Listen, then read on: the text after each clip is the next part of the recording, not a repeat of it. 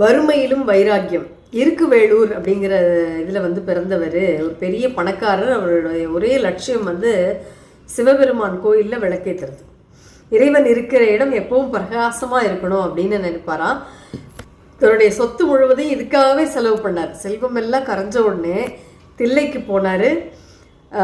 அங்கேயும் விளக்கேற்றுற பணியை தொடர நினச்சாரு. ஆனால் கையில் காசு இல்லை. அப்போ அவர் என்ன செஞ்சார் தெரியுமா? காடுகளுக்கெல்லாம் போய் கணம்புல்லுன்னு சொல்லுவாங்க, அந்த புல்லை வந்து அறுத்துட்டு வந்து அதை சந்தையில் விற்று அந்த பணத்தில் எண்ணெய் வாங்கி விளக்கேற்றினார். இதனாலே இவருக்கு கணம்புல்லர் அப்படின்னு பேர் வந்தது. ஒரு நாள் அவர் அறுத்துட்டு வந்த புல்லை வாங்க ஒருத்தருமே வரல.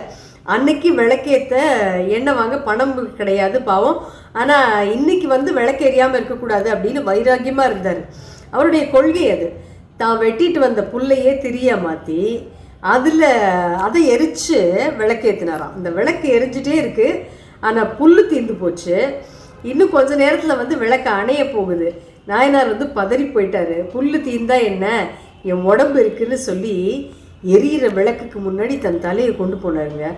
தன் தலைமுடியே திரியாக்கி அதை நெருப்பில் காட்டி விளக்கை எரிய வச்சாராம். சேக்கிழார் வந்து இதை உருக்கமாக சொல்லி, கணம்புல்லால் திருவிளக்கு காதலோடும் ஏற்றி அது குறைய தன் சென்னியின் மயிர் வினைக்க புணர்ந்த பெரும் தொண்டனார் பொற்பாதம் போற்றுவோம். பணிஞ்சிட்டார் இல்லையா?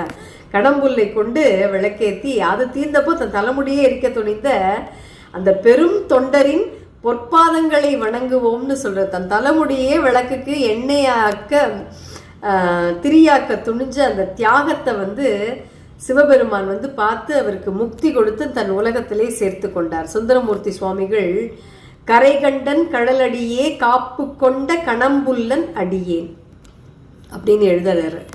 ஒரு சின்ன கஷ்டம் வந்ததுன்னு வச்சுக்கோங்க, நம்ம கடையின்மையிலிருந்து பின்வாங்கிடுவோம். ஆனால் கணம்புல் நாயனார் சூழல் உங்களுக்கு எதிராக இருந்தாலும் நீங்கள் எடுத்த காரியத்தில் பின்வாங்கக்கூடாது. நமக்கு 1000 ஆப்போசிஷன் வரலாங்க, எவ்வளோ அப்ஜெக்ஷன் வரலாம், எவ்வளோ ஆப்ஸ்டிக்கிள்ஸ் வரலாம். ஆனால் நம்ம எடுத்த காரியத்திலேருந்து கொஞ்சம் கூட பேக் ஸ்டெப் எடுக்கவே கூடாது. உங்ககிட்ட எதுவுமே இல்லைனாலும் உங்கள் உழைப்பும் உங்களுடைய உடம்பும் இருக்குது. லட்சியத்துக்காக தன்னையே உருக்கிற மனசு தான் உண்மையான வெளிச்சம். சிவாய நம.